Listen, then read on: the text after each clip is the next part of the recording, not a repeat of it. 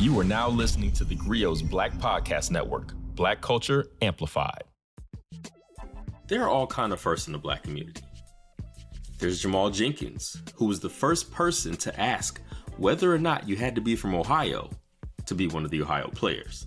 And then there's Shantae Maxwell from Harlem, who in 1985 was the first Black person, or the first person period, to execute a successful lace swap in Jordan 1s, changing the sneaker game forever. But then we have lesser known firsts, the kind of firsts that, whether you know it or not, have had an impact on your life. For instance, there's a person who executed a first who taught the world about the word pulchritude. Man, that's a white word if I ever heard one. It's a trick, stop playing. Which was so important and so significant that rumor has it, Kanye West almost changed the name of his landmark album, My Beautiful Dark Twisted Fantasy, to My Pulchritudinal Dark Twisted Fantasy. Because you see, pulchritude is from the Latin for pulchere, which means beautiful. And we have one person to thank for that knowledge. Prestidigitation. Prestidigitation. This is Dear Culture, and these are significant moments in Black history.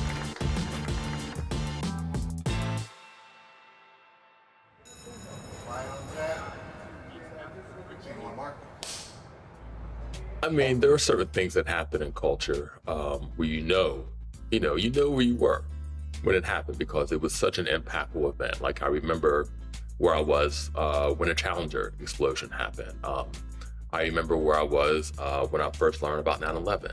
I remember where I was when, Uncle Phil and Will, had that big hug when, Will's dad, bounced on him. How come you don't want me, man?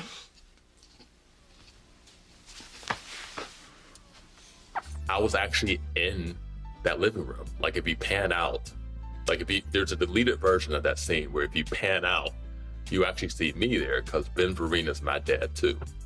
And so I was also waiting for that sort of validation and acknowledgement. Aww.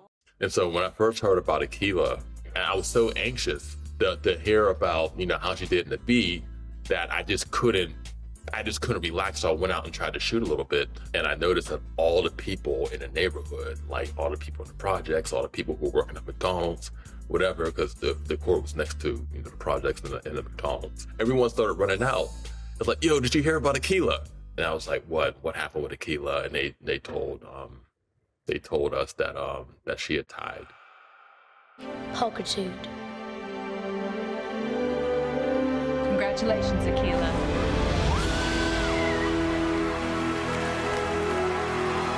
I mean, she won, and I guess winning depends on your interpretation of the word winning. She did not lose.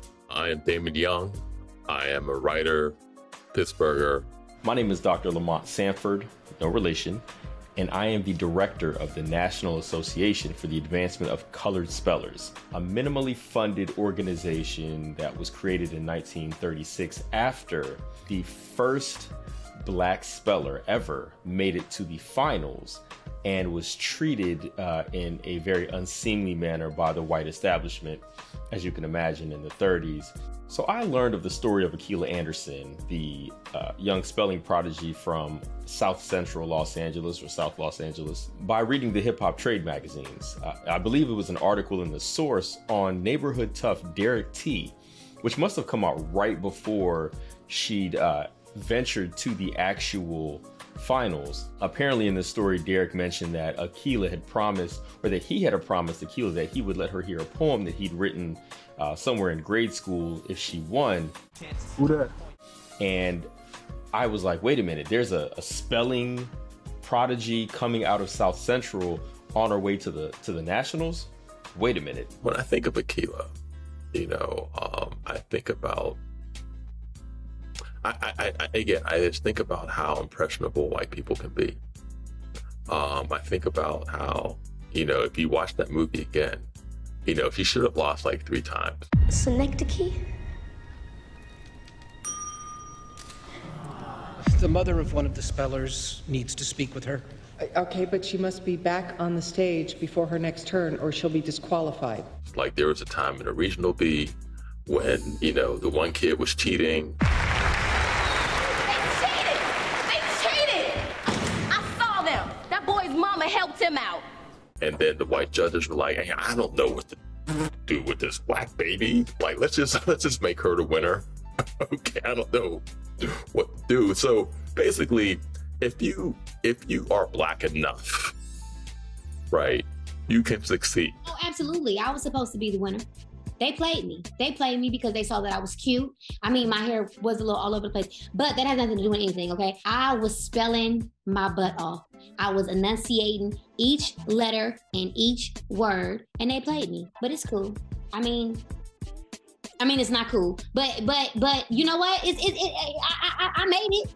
I made it, so it's all right. Have me spelling words, it's like 11 letters or something. Like, who does that? Prestidigii.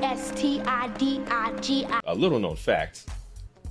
In the early to mid 90s, we established an initiative that was intended to see if we could get more people on board with accurate spelling by using hip hop.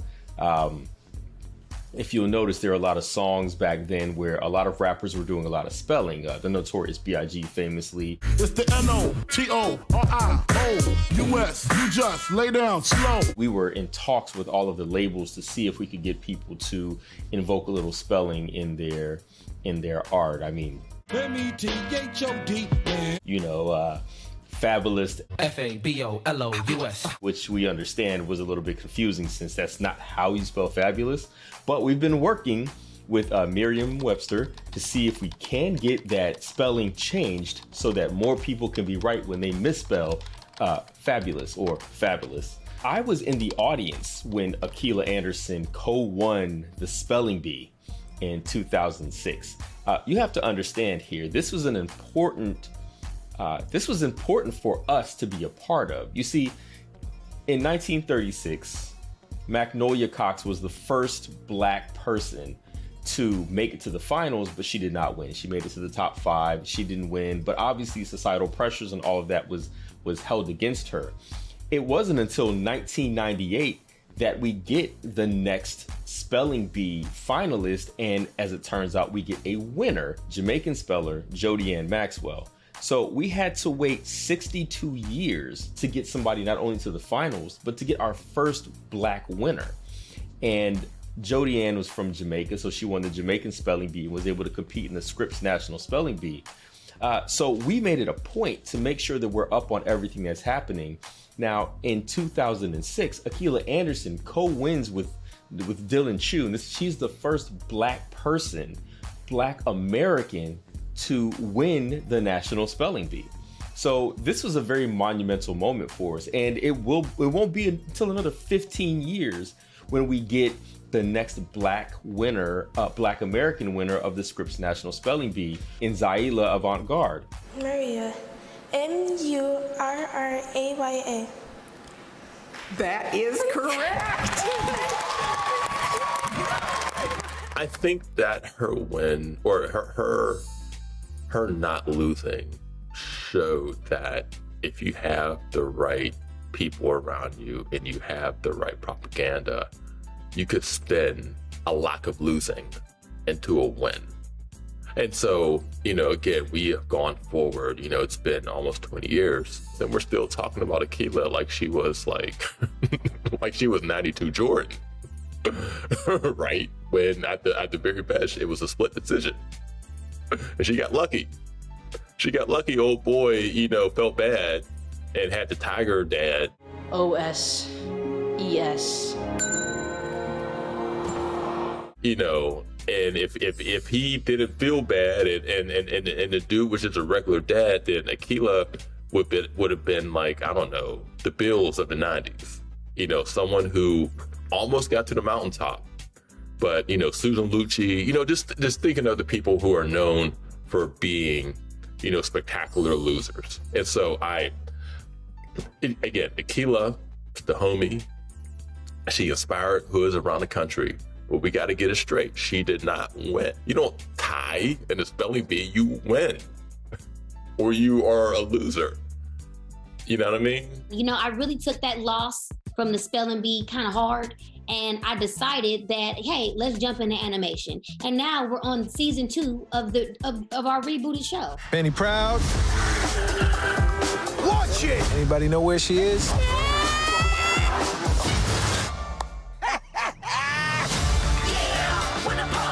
So, you know, things that you miss out on in life when people try to cheat you, this is what comes out of it. Amazingness, amazingness. A cartoon that talks about amazing subjects, amazing situations, amazing guest cast, amazing cast members. The Proud Family Louder and Prouder season 2 is streaming now on Disney Plus. And I'd like to personally give a shout out to Dr. Joshua Larrabee, who was Akeelah's spelling mentor. You know, he provided her with lots of insight. He provided her with lots of words that she could use and she could learn to spell. You know, everybody needs a mentor. These people used words to change the world. And they didn't acquire their vocabulary by rote memorization. Okay. I can't say necessarily that Akeelah inspired any changes in my life, but what I will say is that Akeelah made me believe, right? Akeelah made me believe that we are doing the right thing at the NAACS, that we are actively out here supporting and finding material support, financial support, mental support, any way that we can support our spellers. You know, seeing her get up there and get through those final words, you know, it let me know that when we print thousands and thousands of words deep into the night and send them out to rap coaches, mentors like Dr. Larrabee, that we're doing it for a reason. And by we, I mean me. Our office is very small. The impact was cool. I mean, I feel like it motivated like hella kids out there. But if the real winner would have won, I feel like it would have been global instead of just like in the neighborhood. You know what I'm saying? Like if the real winner would have won, who was supposed to walk away with the trophy for spelling long stuff, like, you know what I mean? It would have been something different. Because what's crazy is that the young lady who officially won, she officially won the spelling bee, you know, she on the Proud Family with us now. Thanks for standing up for us, Penny. You didn't have to do that. I didn't do it by myself, Maya. And thanks to all y'all.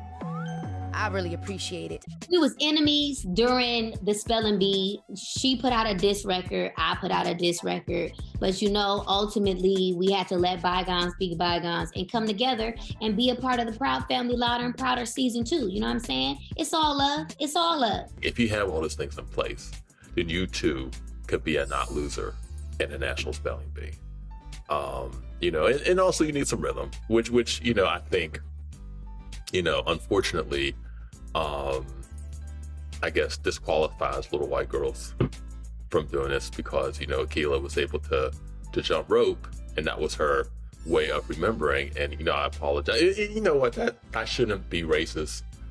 I shouldn't, you know, travel on stereotypes. There are little white girls who also have rhythm. Shout out to Gwen Stefani. Like if you try to be half black or like a quarter black or like 3/4 black, that's not going to be it. But Akeelah, I mean, her name was Akeelah. How many Akeelahs you know that are spelled like that? Akeelah. Akeelah. Right? That's the only, I think that's the only known spelling of Akeelah that way, with the 2 E's and the L and the A and the H. You know, she had the dope boy brother, the single chain smoking mother. You know, she had Furious Styles as her mentor. I hate to say it. I hope I don't sound ridiculous. I don't know who this man is. I mean, he could be walking down the street. I wouldn't know a thing. Sorry to this man.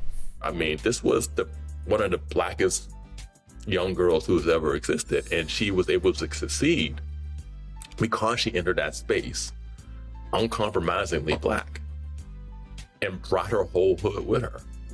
And so that, I feel like, is the takeaway from this story. Is like, if you want to succeed in this role as a black African American, you have to bring the hood with you. What I'd like to say to all those future Akeelahs out there is that if you want to be spelling bee champion, then you've got to be out there spelling. If you want to be the math bee champion, then you better be out there mathing. You spend your time focusing on what's most important. Spelling words, okay? Spell words. There might be a teacher who wants you to do a math problem, but you need to let that teacher know that you are spelling. You're a speller. Prestidigi. You're not a mather, and that's okay. Maybe you're not a sciencer, you're a speller, and you're gonna get all the way to that championship. So dear future Akeelahs out there, you make sure that you spell to your heart's content all day, every day. You never let anybody take spelling away from you. You don't stop spelling. You spell, you spell, you spell, and spell some more. That's what I would like to say to all the future spellers out there. You make sure you spell. P-U-L-C-H-R-I-T U-D-E.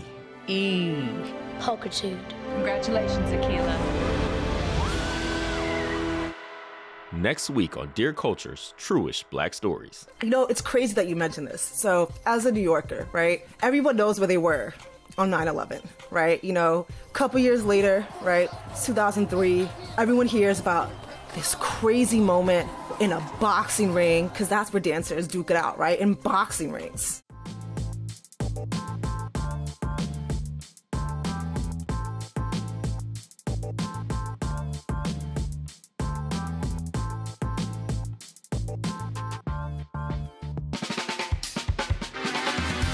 I'm political scientist, author, and professor Dr. Christina Greer, and I'm host of the Blackest Questions on theGrio's Black Podcast Network. This person invented ranch dressing around 1950. Who are they? I have no idea. This all began as an exclusive Black History trivia party at my home in Harlem with family and friends. And they got so popular, it seemed only right to share the fun with our Grio listeners. Each week, we invite a familiar face on the podcast to play. What was the name of the person who was an enslaved chief cook for George Washington and later ran away to freedom? In 1868, this university was the first in the country to open a medical school that welcomed medical students of all races, genders, and social classes. What university was it? No, this is why I like doing stuff with you, because I leave educated. I was not taught this in Alabama public schools. Question number 3, you ready? Yes, let me try to redeem myself. How did we go from Kwanzaa to like these obscure? Sport, darling. This is like the New York Times crossword from a Monday to a Saturday. Right or wrong? Because all we care about is the journey and having some fun while we do it. I'm excited and also a little nervous. Oh, listen, no need to be nervous. And as I tell all of my guests, this is an opportunity for us to educate ourselves because Black history is American history. So we're just gonna have some fun. Listen, some people get 0 out of 5, some people get 5 out of 5. It doesn't matter. We're just gonna be on a little intellectual journey together. LaToya Cantrell? That's right, Mayor LaToya Cantrell. Hercules Posey. Born in 1754, and he was a member of the Mount Vernon slave community, widely admired for his culinary skills. I'm going to guess Afro-punk. Close. It's Afro Nation. So last year, according to my research, it's Samuel Wilson, aka Falcon. Wrong. Wrong. I am disputing this. I'm very 99.9999 sure that it is Representative John Lewis, who is also from the state of Alabama. That lets you know, Christina, we got some goodness come out of Alabama. There's something in the water in Alabama, and you are absolutely correct. The harder they come. Close. Oh, wait. The harder they fall? That's right. I'm one of those people that just changes one word. I mean, I know the song too well. I just don't know nothing today.